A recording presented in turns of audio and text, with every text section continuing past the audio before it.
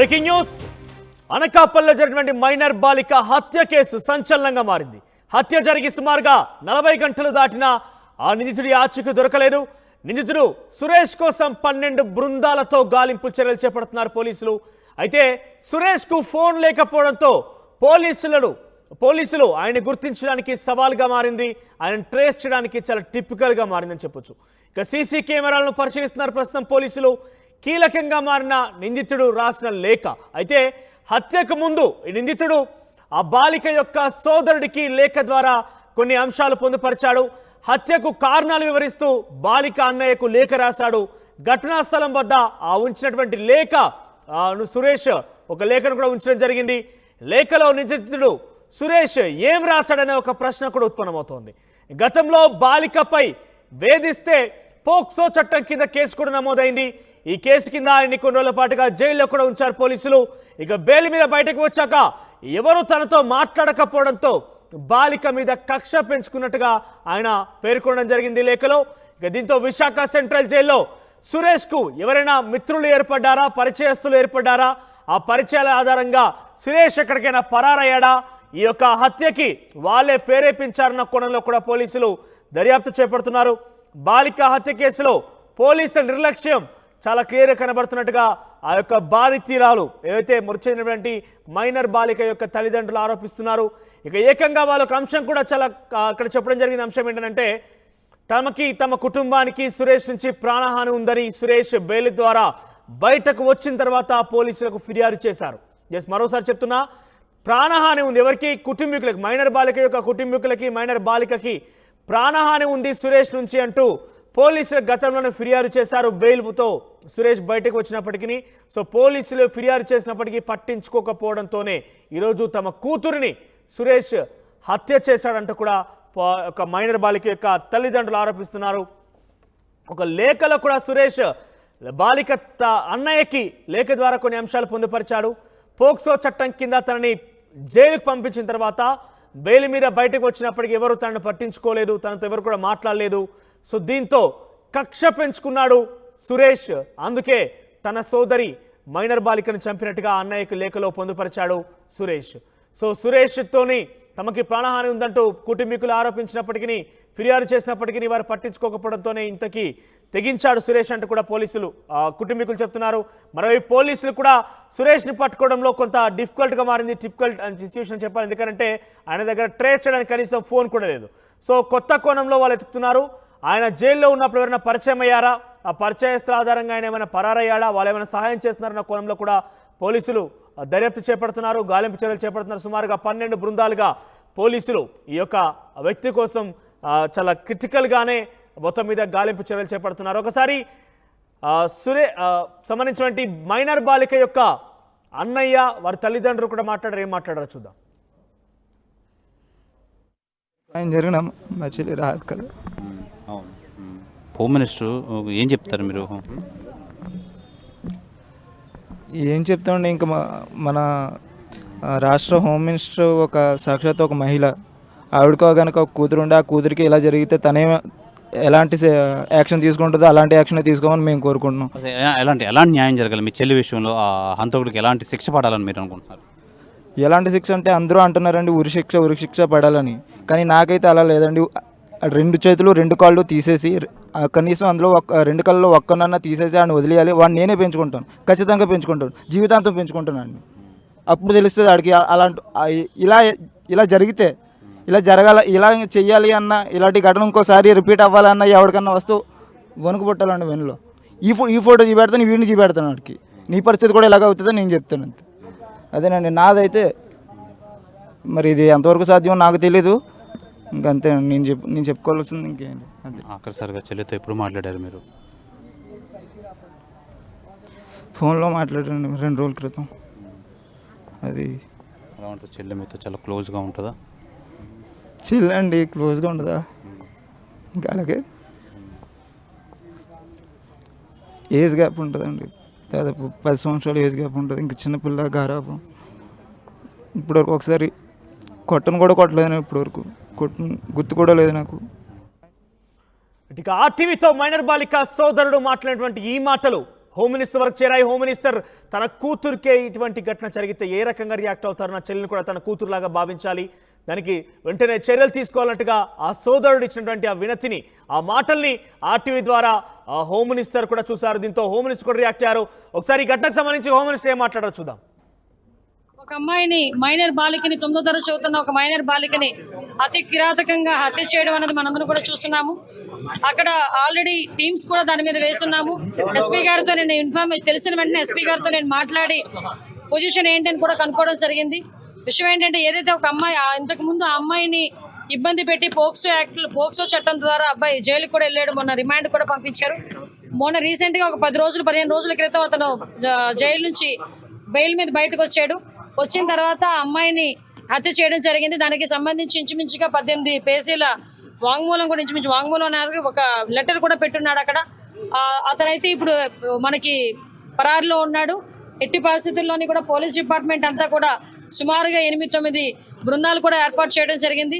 అన్ని బృందాలు కూడా ఈ రోజు అతనికి పట్టుకోవడానికి ప్రయత్నం కాదు, ఎట్టి పరిస్థితులు పట్టుకొని తీరుతాయి. ఎందుకంటే ఎవరు చట్టం ముందు ఎవరు కూడా తప్పించుకునే పరిస్థితికి లేదు.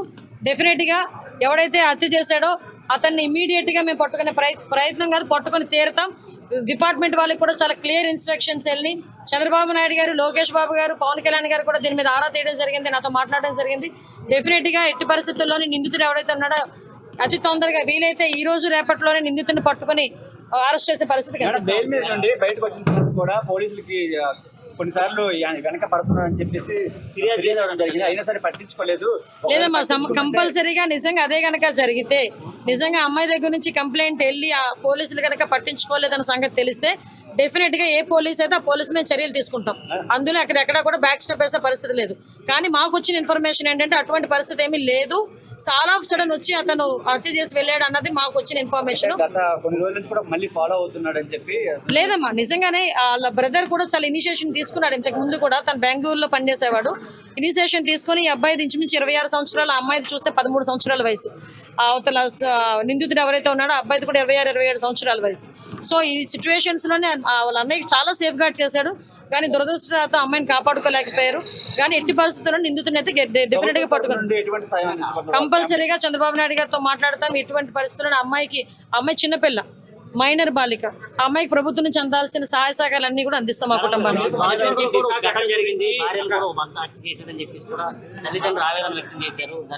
అమ్మ, విషయం ఏంటంటే మేము చాలా సందర్భాల్లో చెప్పున్నాము, చాలా సంఘటనలు జరుగుతున్న సందర్భంలో పోలీస్ డిపార్ట్మెంట్ వాళ్ళు కూడా చాలా ఫర్మ్ గా ఉన్నారు. లాస్ట్ టైం మీరు చూసారు, చీరాల సంఘటన జరిగిన తర్వాత సుమారుగా 36 గంటల నిందితులను పట్టుకొని మేము రిమాండ్ కూడా పంపించుకోవడం జరిగింది. ఎక్కడ ఏమి జరిగినా చాలా యాక్టివ్ గా పోలీస్ డిపార్ట్మెంట్ వాళ్ళు పనిచేస్తున్నారు. ఎక్కడ జరగకుండా ఉండే బాధ్యత కూడా తీసుకుంటున్నాం. వీటన్నిటికీ కూడా మూల కారణం గాంజాయి మత్తులో చాలా మంది చేస్తున్నారు, డ్రగ్స్ మత్తులో చేస్తున్నారు. కాబట్టి వాటిని పూర్తిగా ప్రక్షాళన చేయడానికి ఒక కేబినెట్ సబ్ కమిటీని కూడా ఏర్పాటు చేసుకుని మొన్ననే మేము టాస్క్ ఫోర్స్ కూడా ఏర్పాటు చేయడానికి కూడా సిద్ధంగా ఉన్నాం. ఒక టోల్ ఫ్రీ నెంబర్ అన్ని కూడా ఏర్పాటు చేస్తాం.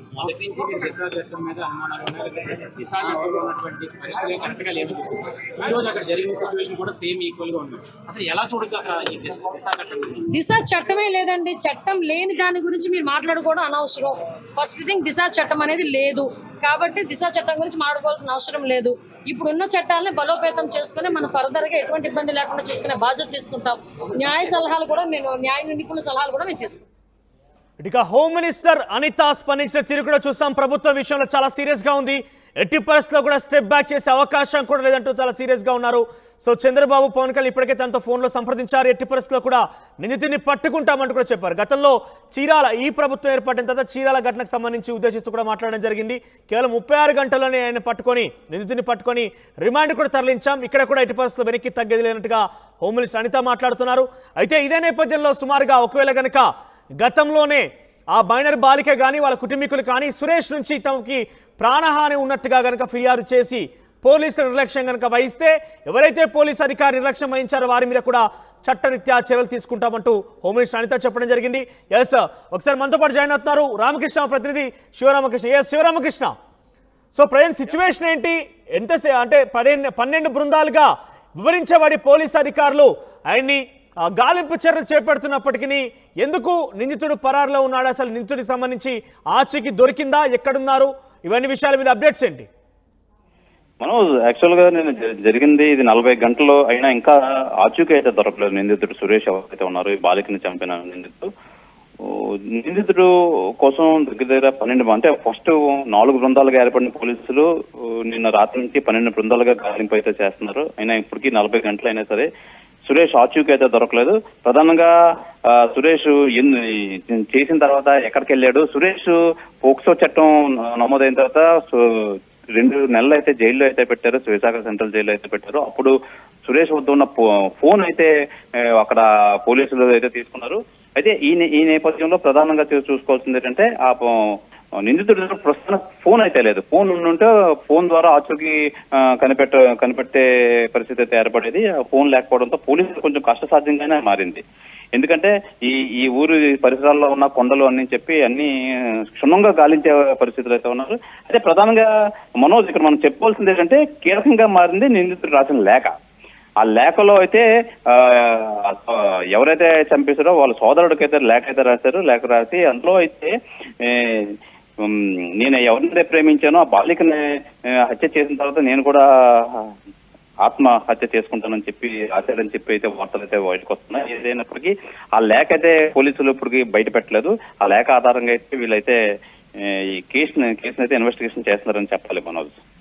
శివరామకృష్ణ, అంటే గతంలో కూడా ఈ కుటుంబీకులు ఎవరైతే మైనర్ బాలిక కుటుంబీకులు కావచ్చు, తన సోదరుడు కావచ్చు, సురేష్ నుంచి తమకు ప్రాణహాని ఉందంటూ కూడా ఫిర్యాదు చేశారన్నట్టుగా ఏదైతే కుటుంబీకులు ఆరోపిస్తున్నారో ఆ కుటుంబీకులు చెప్తున్నారు. దానిలో వాస్తవం ఎంత? ఎందుకంటే హోమ్ మినిస్టర్ చెప్పిన ప్రకారంగా తమకు ఎటువంటి సమాచారం లేదు, మాకున్నటువంటి ఇన్ఫర్మేషన్ కేవలం వారు అంతా కూడా వాళ్ళ ప్రొటెక్షన్లో ఉన్నారు తప్ప ఎట్టి పరిస్థితుల్లో కూడా తమకు ఫిర్యాదు చేయలేదు, పోలీసు అధికారులకి ప్రాణహాని ఫిర్యాదు చేయలేనట్టుగా చెప్తున్నారు. సో కుటుంబీకులు ఏమంటారు? నిజంగానే ఫిర్యాదు చేశారా ప్రాణహాని కోసం విషయం? 100% మనోజ్, ఈ విషయంలో అయితే వాస్తవమే. ఇది కంపల్సరీగా పోక్సో చట్టం కింద సురేష్ ని అరెస్ట్ చేసి 2 నెలల తర్వాత బెయిల్ మీద బయటకు వచ్చాడు. బెయిల్ మీద బయటకు వచ్చిన తర్వాత కుటుంబీకులు అయితే రాంబల్ పోలీస్ స్టేషన్ లో అయితే వాళ్ళకి ఇంటిమేట్ అయితే జరిగింది. సురేష్ అయితే బయటకు వచ్చాడు, మాకు ఇది ప్రాణహాని ఉంది, మా అమ్మాయిని మళ్ళీ వేధించడం మొదలు పెడుతున్నాడు చెప్పినా సరే పోలీసులు అయితే పట్టించుకోకపోవడం వల్లే ఇది ఈ హత్యకు దారి తీస్తుందని ఈ విషయంలో ఒకటిగా అయితే మనం చెప్పుకోవచ్చు. ఏదేమైనా పోలీసుల నిర్లక్ష్యం, పోలీసుల తీరు ఎలా ఉందంటే చేతులు కాలిన తర్వాత ఆకులు పట్టుకునే పరిస్థితిగా ఆ సామెత చెప్పినట్టుగా తయారైంది ఇక్కడ పరిస్థితి. వీళ్ళు ఎంత చెప్పినా సరే పట్టించుకోలేదు. ఇప్పుడు నిజం హత్య అయిన తర్వాత 4 బృందాలు 12 బృందాల కింద తిరుగుతున్నాము, ఇప్పుడు దొరకలేదని చెప్తున్నారు. ఏదైనా ఇందులో పోలీసు నిర్లక్ష్యం అయితే మట్టుకి స్పష్టంగా అయితే కనిపిస్తుంది మనది. ఏదేమైనా వాళ్ళ తల్లిదండ్రులు వాళ్ళ సోదరుడు కూడా చెప్పాడు పోలీసులకు. అంటే ప్రతిసారి లిఖితపూర్వకంగా కేసు కంప్లీట్ అయితే చేసేవాళ్ళు కదా, వీళ్ళు ఓవరాల్ గా అయితే చెప్పడం అయితే జరిగింది. దాన్ని బేస్ చేసుకుని వాళ్ళు అయితే వాళ్ళు పట్టించుకోకుండా ఇప్పుడు హత్య జరిగిన తర్వాత మాకేం కంప్లైంట్ రాలేదని చెప్పి మాట మార్చే పరిస్థితులు అయితే పోలీసులు తీరు అయితే మనం చూస్తున్నాం మనోజ్. రైట్ శివరామకృష్ణ, ఓవరాల్గా గతంలో ప్రాణహాని ఉంది అంటూ లిఖితపూర్వకంగా ఫిర్యాదు చేయకపోయినప్పటికీ కూడా వారు ఓవరాల్గా పోలీసులకు ఫిర్యాదు చేసినట్టు తెలుస్తోంది. సో ఏదేమైనా కూడా వారి మీద ఎటువంటి చర్యలు తీసుకున్నారు? మరి ఫిర్యాదు చేసినప్పటికీ ఓవరాల్గా అయినా లిఖితంగా అయినా కూడా ఒక బాధిత కుటుంబానికి రక్షణ కల్పించాల్సినటువంటి పోలీసు అధికారులు ఎందుకు నిర్లక్ష్యం వహించారు? ఒక నిర్లక్ష్యం వహించితే కనుక వారు ఎటువంటి చర్యలు ఉండబోతున్నాయి ఇవన్నీ కూడా తాజాగా తెలియాల్సిన అవసరం అవుతుంది. ఒకసారి ఆ కుటుంబీకులు, ఆ మైనర్ బాలిక యొక్క తల్లి తండ్రి కూడా ఆర్టీవీతో ఎక్స్క్లూజివ్గా మాట్లాడారు. ఏం మాట్లాడారో చూద్దాం. నేను ఉదయాన్నే 8 గంటలకి పాపని ఎక్కించుకొని స్కూల్కి తీసుకెళ్ళాను. బైక్ మీద అక్కడే దింపేసి high school sir, Rambil ZP school high స్కూల్లో అక్కడే దింపి నేను మామూలుగా డ్యూటీకి వెళ్ళిపోయానండి నేవీలోకి. తర్వాత నేవీలో 6-7 నిమిషాలు అయిపోతురికి నాకు ఫోన్ వచ్చింది ఇంటి దగ్గర నుంచి. మా ఇన్ఛార్జ్ ఒకరు దర్శనికి ఏదో బాగోలేదంటే నువ్వు గమ్మున వచ్చాయని. ఈలోగా మా తమ్ముడు అక్కడ ఉంటే ఆడు కొంచెం దగ్గరలో ఉంటే దర్శనికి బాగోలేదంటే నువ్వు కొంచెం బేగెళ్ళు, నేను వచ్చేస్తున్నాను బయలుదేరాను అన్నాను. రాబోతురికి జనాలు ఉన్నారండి గుంపుగా. ఏమైందంటే దర్శని నరికేశారు. దర్శని అంటే గతంలో జరిగింది ఏంటంటే ఈ ఒక సురేష్ అన్న వ్యక్తి ఈ అమ్మాయిని ఏదిస్తూ మాకు ఒకవేళ మాకు చెప్పితే కత్తిచ్చి పొడి చేస్తాను, మీ అమ్మని పొడి చేస్తాను, మీ నాన్న నరికేస్తాను, లేకపోతే నిన్ను చంపేస్తానని ఏదిస్తూ మానసికంగా గురి చేశాడు. దాని గురించి అది కొంతకాలానికి మాకు ఒకరోజు మా ఇంటికి వస్తే తెల్లారుజామున మా ఆవిడ వాకట్లో ఉన్నవాడిని చూసి చూసి కేకలేక వీడు పారిపోయాడు. నేను లెగిసి రాబోతురికి అప్పుడు మా అబ్బాయికి మళ్ళీ ఫోన్ చేసి ఇలా మీ ఇంటికి వెళ్ళాను, నేను దర్శనం చూడనాకని అటు చెప్పడంతో మాకు చెప్పడంతో మేము నేరుగా కాకుండా మా పంచాయతీ ప్రెసిడెంట్ హరిగారిని దగ్గరికి వెళ్ళి సంప్రదించి ఆడికి ఏమన్నా నువ్వు బుద్ధి చెప్పుతావా పెద్ద మనుషుల్లో పెట్టి, లేకపోతే మాకేదన్నా నచ్చిన పని చేయమంటా అంటే ఆడి పిలిపించి ఆడి మందలించి ఇటుపైన ఏమన్నా జరిగితే నీ కాలేజ్ తీసేస్తారు వీళ్ళు అని మందలించడంతో సారీ చెప్పి ఆడు మామూలుగా వెళ్ళిపోయాడు సార్. వెళ్ళిపోతే ఇంక సర్లే ఇంకా ఏదో అయిపోయిందని మాకు మనస్ఫూర్తిగా మొత్తం తెలియక ఆడేదో ఏ దొంగతనానికి వచ్చి ఉంటాడని మేము కామ్గా ఊరుకున్నాం. ఒక 4-5 రోజులు ఉండి తర్వాత బయటికి వెళ్ళిపోయిన తర్వాత అక్కడి నుంచి ఫోన్ చేస్తూ ఇలాగ మీ అమ్మాయికి నాకు సంబంధం ఉంది, అది ఉంది, ఇది ఉంది, ఇలా ఆడుతుంది, ఈడుతుంది, ఇలాగ లేని అని నువ్వేం పీకుతావు, ఏం చేస్తావు అని ఇలాగ నాకు ఫోన్లు చేసేవాడు, మా అబ్బాయికి చేసేవాడు అండి. సరే అయితే ఎక్కడ ఉన్నారో ఒకసారి రా అన్నా, నేను రాను అలాగే అప్పుడు పోలీస్ కంప్లైంట్ ఇచ్చాను సార్. ఇలా జరిగిందండి. పోలీస్ కంప్లైంట్ ఇస్తే వాళ్ళంతా ఇచ్చేసి వాళ్ళని మా అబ్బాయిని తోడు తీసుకొని వాడిని వెతకటానికి కేసు రాసి వెతకటానికి బయలుదేరాడు. మొత్తం మీద ఎలాగైతే దొరికిన తర్వాత ఇవన్నీ పరిశీలించగా ఫోకస్ కేసు పెట్టిన తర్వాత ఒక 2 నెలల పాటు సెంట్రల్ జైలు తీసుకెళ్ళారు. ఆ 2 నెలలు కూడా ఇలాగనే అప్పుడు సెలవుల టైం మా వదిన గారింటికి మా పాపను పంపేశాను. ఇంకా ఇక్కడ మళ్ళీ సెలవులు మళ్ళీ స్కూల్ పెట్టారు సార్. ఎలాగ తప్పనిసరిగా తీసుకురావాల్సి వచ్చి తీసుకొచ్చాను. ఈలోగా ఏ హాస్టల్ వేద్దాం అనుకున్నాను, గవర్నమెంట్ హాస్టల్ చూసాను కానీ ఫిలప్ అయిపోయి అప్లికేషన్లు పెట్టాను కానీ సీట్లు ఫిలప్ అయిపోయి అవ్వన్నారు. రమణ గారు, ప్రధానంగా మీ పాప ఏం చెప్పేది, అసలు ఇలా ఇబ్బంది పడుతున్నాడు ఏంటి అని చెప్పేది? నేను ఇప్పుడు అలాగా నాకు చెప్పేది కదండి. నేను ఎందుకంటే ఏమ్మా బాగానే వస్తున్నా అంటే, నాన్న నేను బస్సులోనే కదా వస్తున్నాను అని నా ఖాళీ ఉన్న టైంలో చూసుకుండేవాడిని. వీడు చెప్పితే నరికేస్తాను, పొడి చేస్తాను, మీ అమ్మ ఒకరితే వెళ్తుంది, ఆ చీకట్లో కత్తిచ్చి పొడి చేస్తాను, మీ నాన్న పడుకున్నప్పుడు వచ్చి ఇది వచ్చేస్తానంటే ఏమన్నా చెప్పావంటేనే ఈవిడ చెప్పడం మానేసేదండి. నేను బాగానే ఉన్నాను, ఏ ఇబ్బంది లేదు అన్నట్టుగా పాప అంటే మనకేంటి చిన్నపిల్ల కదండి, దీనికి ఏ లవ్ గివ్ ఇలాంటివి ఏమి ఉండవు కదా, అలాంటి పొజిషన్లుగా ఉండలేదు కదా అన్నలేదు. మేము ఇంకా చిన్నపిల్లలాగే చూసుకున్నాం తప్పితే పాపకు వయసు వచ్చింది, ఇది ఏం చేస్తుంది ఏంటని అంత పరిశీలనగా మేము ఇది చేయలేదు. ఆ చిన్నపిల్లలాగే మసలుకుండేది చిన్నదాని. ప్రధానంగా ఈ సురేష్ అన్న వ్యక్తి పోక్సో చట్టం పోలీస్ కేసు అయితే పెట్టడంతో అది మనసులో పెట్టుకొని ఈ దురాఘాతానికి పాల్పడ్డాడు అంటారా? అదే సార్, ఇప్పుడు దీన్ని మేము పోక్సో కేసు పెట్టామన్న కోపంతో ఈ పాపని ఇలా చేసాడు సార్. అదే నిన్న సాయంత్రం అసలు ఎలా వచ్చాడు, ఇంటికి ఎలా వచ్చాడు, పాప ఎన్ని గంటలకు వచ్చాడు? ఎలా వచ్చాడంటే పాప 5:15కి ఎలా వచ్చింది సార్. అయితే అక్కడ వీడు 2-3 పరిశీలించారంట. ఒకసారి కత్తెట్టుకొని తిరగడం, అటు ఇటు మా ఇంటి దగ్గరికి రాడు సార్. అప్పటి నుంచి నేను ఎప్పుడు చూడలేదు రావడం. ఆ శివరికి వాళ్ళ అమ్మమ్మ గారి ఇల్లు శివరు, అయితే మాది ఈ శివర. అయితే ఆ ఏరియాలో రాలేదు, నేను ఇంటికాడ లేను. మా మిస్సెస్ కూడా బ్రాండర్స్కి వెళ్ళిపోయింది, పాప సొత్త స్కూల్కి వెళ్ళిపోయింది. ఈలోగా 2-3 ట్రిప్పులు వేసాడు. ఒక బైక్ కట్టుకుని ఇంకొక కుర్రోడు ఉన్నాడండి, ఒకడు ఆడు బైక్ మీద వచ్చాడంట మా ఇంటి పక్కనే. ఆ కుర్రోడు ఆ బైక్ పక్కన వచ్చి బైక్ వేసుకొని మా ఇంటి పక్కకు వచ్చి మళ్ళీ తిరిగి వెళ్ళిపోయాడంట. ఈలోగా ఎవడే పని మీద పోతున్నాడో గమనించలేక ఇది ఒకవేళ అలాంటి వాళ్ళు నాకు ఇంత మునుపు జరిగింది కదా, నాకు ఫోన్ చేసి చెప్పినా నేను అందుబాటులో ఉందును, నా పాపను కాపాడుకుందును, ఇంతవరకు ఇది ప్రాణాలు కాపాడుకున్నాను. నాకు ఒకే ఒక పాప, ఒక బాబు. అపురూపంగా నాకేమి లేకపోయినా కష్టపడాలని అపురూపంగా పెంచుకున్నాను సార్. బాబు ఇంకోండి బాబు అది ఎక్కడ ఏమన్నారు ప్రధానంగా, అసలు పోలీసులు వెతుకుతున్నారా, గాలిస్తున్నారా ఆయన కోసం? అలాగ అంటున్నారు సార్. మరి గాలిస్తున్నారా, వాళ్ళు గాలిస్తున్నాను అంటున్నారు. మాతో మట్టికి వెతుకుతున్నాము, ఇంకా దొరకలేదు అంటున్నారు. మరి వాళ్ళు ఎంతవరకు ఎదుగుతున్నారో తెలియదు. నాకు ఏ ఆప్షన్ లేదు సార్. మీరు ఆ పోలీసులు, మీ మీడియా వాళ్ళు నాకు న్యాయం చేయగలిగితే పట్టుకొని వాడిని నాకు అప్పచెప్పితే అదే న్యాయం సార్. నా చనిపోయిన నా పాపను తెచ్చి మీరు ఎలాగ ఇవ్వలేరు కాబట్టి వాడిని అప్పచెప్పితే ఇంకో ఇతర పిల్లల్ని కాపాడుకునే వాళ్ళమన్నా అవుతాం అండి. ఇప్పుడు నాలాగే ఎంతోమంది ఉంటారు, అందరూ పాపను పట్టుకొని చదివించడానికి తీసుకెళ్లారు, తీసుకురాలేరు. ఏ టైం ఇప్పుడు 4 రోజులు మర్చిపోతే మనం ఏం పీకేమని ఇంకొకటి దగ్గరికి వెళ్తారు, ఇంకొకటి చేస్తారు, అలా ఇంకోటి చేసుకుంటూనే పోతారు.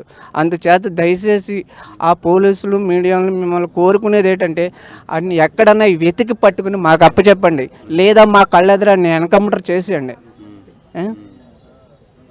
అదే సార్ మేము కోరుకునేది. లేకపోతే మేము బతుకున్న వేస్ట్, మా పిల్లలు పోయాక మేము బతికేం చేస్తామండి. చెప్పండి, మీరు ఏమవుతారు? పాప దర్శనికి ఏమవుతారు? ఏమవుతారు మీరు? బాబాయ్ 5:30కి వచ్చిందండి.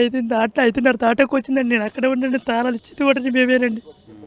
తాళాలు ఇచ్చింది వెళ్ళిపోయిందండి. వెళ్ళిపోయిన తర్వాత నేను 2 నిమిషాలు కూర్చున్నానండి అక్కడే తాళాలు ఇచ్చిన కాడ. వెళ్ళిపోయింది. తర్వాత నేను 2 నిమిషాల తర్వాత మా అమ్మగారు పాప దగ్గరికి వెళ్ళారు. నేను ఇంటికని బయలుదేరాను. నేను నైట్ డ్యూటీకి వెళ్తానమాట. అందుకని నేను వెళ్ళిపోయేటప్పుడు మా అమ్మగారండి ఆమె వెళ్ళిందనమాట. ఆమె వెళ్ళిన తర్వాత ఆమెకు ఎందుకు వెళ్తే డోర్ వేస్తున్నాయి. డోర్లు కొడితే డోర్లు తీయట్లేదు. తీయపోగలనే ఏం చేయకుండా పెద్ద గోల పెట్టింది. గోల పెట్టినా తీయలేదు. టీవీ మరి ఫుల్ సౌండ్లో ఉందండి. సౌండ్లో ఉంటే ఏటి తీయట్లేదని కోలతో అయినా సరే తీయట్లేదండి.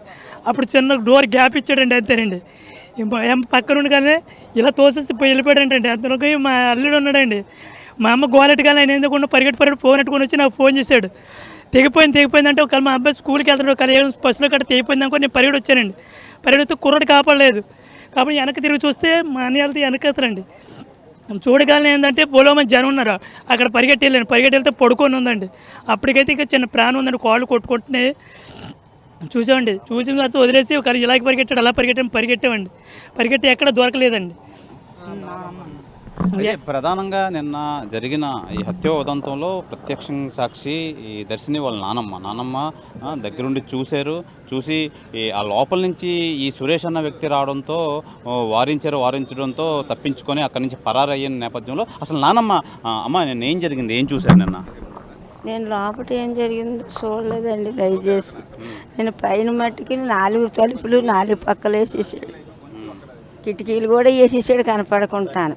దర్శిని అని బాధాను. తలుపులు చుట్టూ తిరిగాను, ఏది ఉంచుకుంటా అన్నీ చేసేసాడు.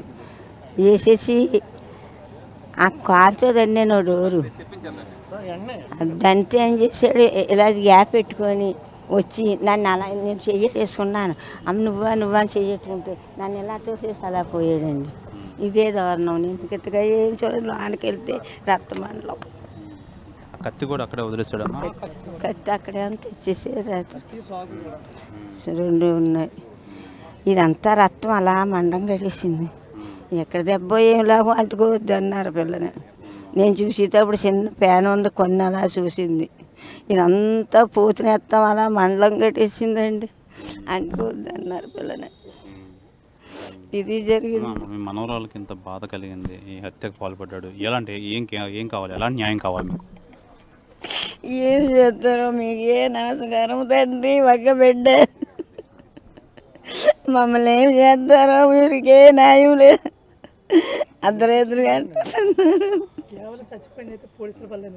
ఈ బంధువులు అయితే మనతో పాటు ఉన్నారు, ఇంకాను వాళ్ళ మాటలో తెలుసుకుందాం. చెప్పండి, ఏం కావాలి, ఎలా న్యాయం కావాలి? వృషిక్స్ తీయాలి సార్. వృషిక్స్ తీస్తే ఇంకొక ఎత్తుకి ఎవరికి కూడా జరగదండి.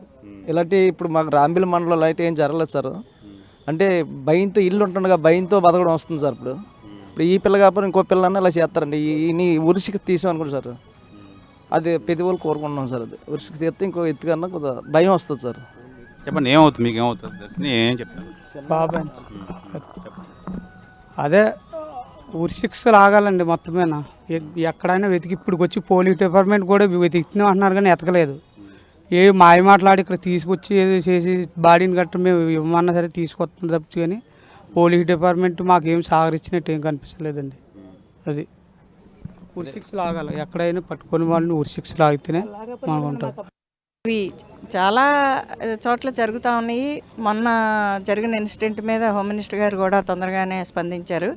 మైనర్ బాలిక పోక్సో చట్టంలోన అరెస్ట్ అయ్యి 2 నెలలు జైల్లో ఉండి వచ్చిన అబ్బాయి మరి ఆయన మళ్ళీ వెళ్ళి ఈ అమ్మాయిని వెంటబడుతున్నాడు, ఆ అబ్బాయి వెంటబడి వేధిస్తున్నాడు అని చెప్పి పోలీసులకి 2-3 సార్లు వెళ్ళి చెప్పినప్పటికీ కూడా పోలీసులు సరైన నిఘా పెట్టుంటే బాగుండేది అని నాకు అనిపిస్తుంది ఈ ఇన్సిడెంట్ మీద. ఎందుకంటే ఆయన ఇప్పుడు ఆ తండ్రి తాలూకా మాటల్లోన నేను తండ్రితో మాట్లాడడం జరిగింది. ఇప్పుడు ఆయన చెప్పిన మాటలను బట్టి చూస్తే ఆయన ఏం చెప్తున్నాడంటే ఈ అమ్మాయిని పలుదపాలుగా ఫాలో అవుతున్నాడు, బెయిల్ నుంచి వచ్చిన తర్వాత నేను వెళ్ళి పోలీస్ స్టేషన్లో చెప్పడం జరిగింది అని చెప్తున్నాడు. అంటే అబ్బాయి వచ్చి మళ్ళీ ఈ అమ్మాయిని వెంట పెడుతున్నాడు అని చెప్పినప్పుడు పోలీసులు కొంచెం నిఘా పెట్టుంటే బాగుండేదని నాకు అనిపించింది. ఇలాంటి నరరూప రాక్షసులే అనే అనాలి మనం, వేరే పదం ఇంకా వాడడానికి ఏమీ లేదు. నడి రోడ్డు మీద ఉరివేయడం కూడా చాలా తక్కువ. ఇలాంటి వాళ్ళకి ఉరి అనే శిక్ష చాలా తేలికైన శిక్ష అని నా అభిప్రాయం. నడి రోడ్లో నిలబెట్టి కాల్చితే మిగిలిన వాళ్ళకి ఇలాంటి పనులు చేయాలంటే భయం కలుగుతుంది. మళ్ళీ ఇలాంటి పని చేస్తే నాకు ఇదే శిక్ష వస్తుంది అనే భయం ప్రతి ఒక్కళ్ళలోనూ కూడా చట్టం కలగజేస్తే బాగుంటుందని చెప్పి నాకు అనిపిస్తుంది. ఇది నిజంగా చెప్పాలంటే ఇప్పుడు చాలా యాక్టివ్గానే ఉంది గవర్నమెంటు. ఇప్పుడు కొత్తగా హోమ్ మినిస్టర్ మన జిల్లాకి మహిళా హోమ్ మినిస్టర్ గారు వచ్చిన తర్వాత కానీ ఇంకా ఈ ఇన్సిడెంట్ల పట్ల అంటే గత చూసుకుంటే ఈ పిల్లల మత్తుకి వీటికి అలవాటు పడిపోయి ఉన్నారు కాబట్టి ఇంకా ఇది అరికట్టడంలోని పోలీసులు సరైన గట్టిగా చట్టం తీసుకొని వీళ్ళ పట్ల ఏదో ఉదాసీనంగా కాకుండా కఠినమైన చర్యలు తీసుకొని కఠినమైన శిక్షలు విధిస్తే బాగుంటుంది అని అనిపిస్తుంది నా వరకును. ఇది చాలా దురదృష్టకరమైన విషయం. వాళ్ళ బాధ వర్ణనాతీతం. మా తండ్రి అయితే పాపం నానమ్మ గారు ముసలావిడ 5 నిమిషాల్లో స్నానం చేసి బాత్రూంలో నుంచి వచ్చేసరికే వాడు కత్తి కూడా ఇంట్లో పెట్టుకొని ఉన్నాడు అంటే ఎంత ప్రీప్లాన్డ్గా చేశాడు అనేది ప్రీప్లాన్డ్గానే చేశాడు అబ్బాయి ఏమీ ఆవేశంతోనో లేకపోతే తొందరపాటుతోనో చేయలేదు. ఈ అమ్మాయిని ఫాలో అవుతూ కత్తి కూడా ఇంట్లో పెట్టుకుని ఈ అమ్మాయి బాత్రూంలో నుంచి ఇంట్లోకి వెళ్ళిన వెంటనే తలుపేసి టీవీ పెట్టి మరీ చంపాడు అంటే ఎంత దుర్మార్గమైన చర్య. రాంబిల్లి మండలం మాది కూడా రాంబిల్లి మండలమే, పక్క గ్రామమే, కప్పకొండపాలెం కృష్ణపాలెం గ్రామమే నాది కూడా సొంత మండలం. కాబట్టి నేను ఇంకా కూడా నాకు చాలా బాధ అనిపిస్తుంది ఈ చిన్న అమ్మాయిని ఆ విధంగా చంపడం పట్ల. దీనికి మనం చట్టం చేయాలి పోలీసులు వీళ్ళందరూ అని మనం అనేకంటే కూడా నేనైతే సమాజానికి ఏమంటానంటే ఆడపిల్ల బయటికి వెళ్ళిన దగ్గర నుంచి ఇంటికి వచ్చేటంత వరకు కూడా మనం కూడా తల్లిదండ్రులుగా మనము సమాజం కూడా చుట్టుప్రక్కల ఉన్నవాళ్ళు కూడా ఇలాంటి క్రిమినల్స్ పట్ల ఒక కన్నేసి ఉంచాల్సిన అవసరం ఎంతైనా ఉంది. పిల్లలకు కూడా మనం సరైన అవేర్నెస్ కల్పించాలి. పిల్లలకు కూడా వాళ్ళ ఆత్మరక్షణ చేసుకునే విధంగా బలమైన మనస్తత్వాన్ని తల్లిదండ్రులు పిల్లల్లో పెంపొందించాలి ఆడపిల్లల్లోన అని అనిపిస్తుంది.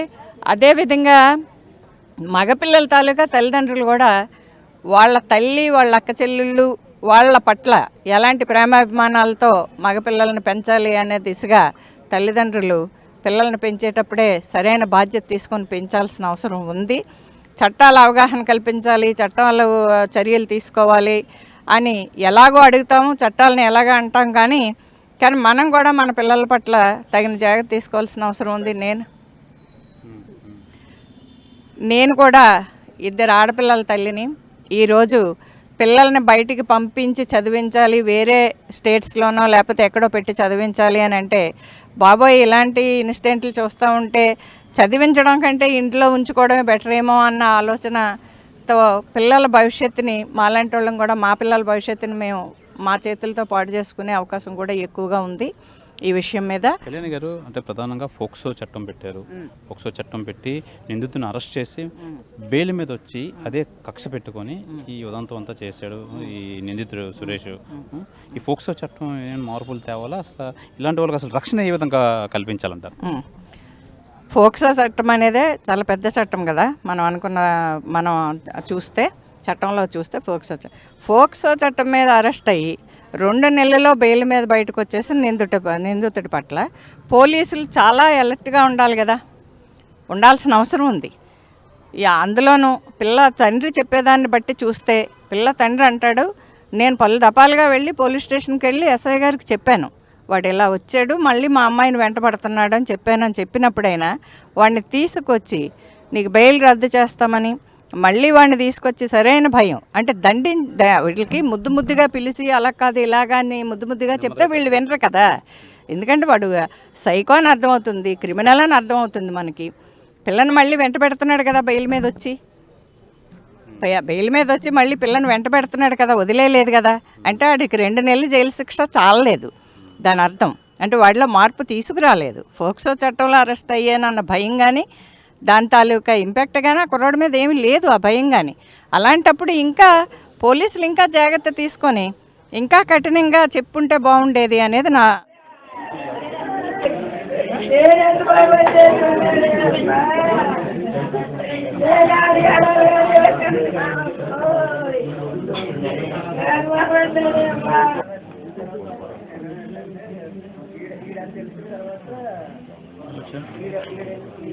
తర్వాత